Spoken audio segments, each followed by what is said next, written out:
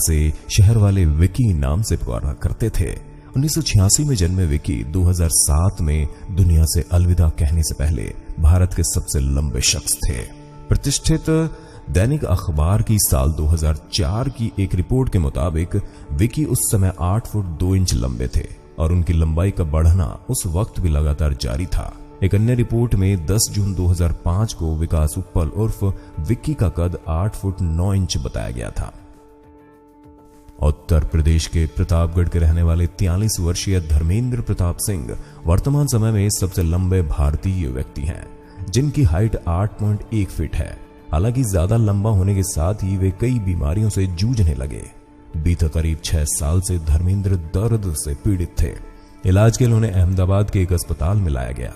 यहां उनका hip replacement किया गया, जिसके बाद वे खुद के पैरों पर खड़े हो गए। साथ ही अपनी इतनी लंबी हाइट के चलते इनको अपना हमसफर ढूंढने में भी दिक्कतें आई, क्योंकि जाहिर सी बात है कि इतने लंबे शख्स की जितनी लंबाई की पार्टनर ढूंढना भी किसी चुनौती से कम नहीं है। यूं तो पुलिस को देखकर हर कोई कन्नी काटने लगता है, लेकिन इन सब से हटकर एक ऐसा भी पुलिसकर्मी है जिसको देखने के लिए भीड़ लग जाती है।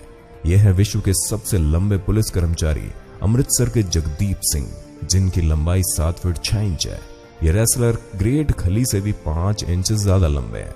जहां आम लोग इन्हें देखने के लिए लालायित रहते हैं, वह इनको देखकर बड़े बड़े बदमाशों की हिम्मत भी डोल जाती है।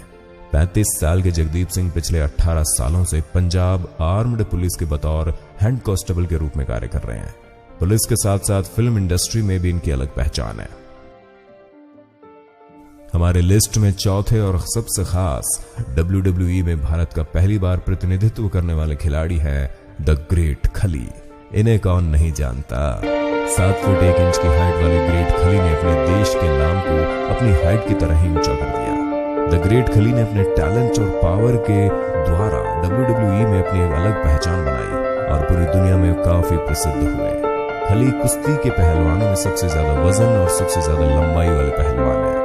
अब भले ही खली ने WWE से संन्यास ले लिया हो, लेकिन उनके चाहने